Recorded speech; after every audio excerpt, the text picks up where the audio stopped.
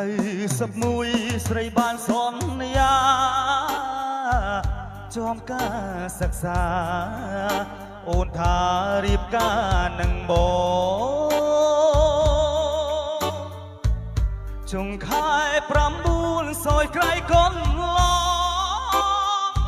ព្រោះអីរូបបងប្រឡងធ្លាក់សញ្ញាបត្រ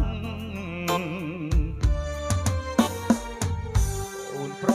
ឡងជាប់អាភពតែបងអូនផ្ដាច់ចំណងតាក់ទងសេចក្តីស្នេហា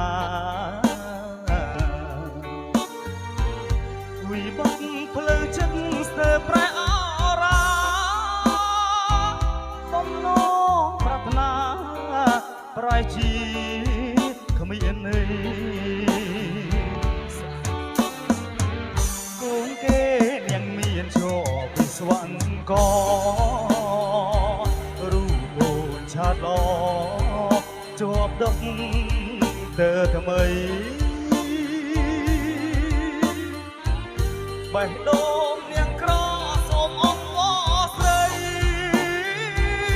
បើអូនមានថ្មីសូមស្រីកុំបាញ់ឈឺចិត្តចូលឆ្នាំ92តាំងចិត្តបដិញ្ញាខិតខំសិក្សាលុះត្រាបានជ័យច្រៀងផ្ដាំយុវជនពីចាស់មានន័យកុំស្រឡាញ់ស្រីក្នុងវ័យសង្សា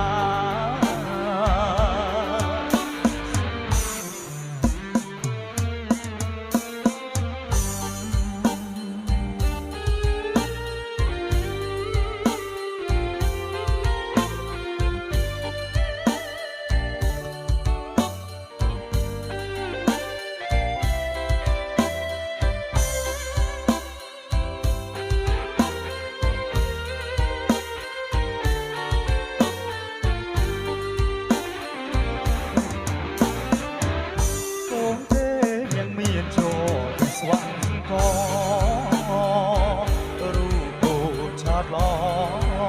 ជាប់ដុកទៅថ្មីបេះដូងនាងក្រសូមអង្វរស្រី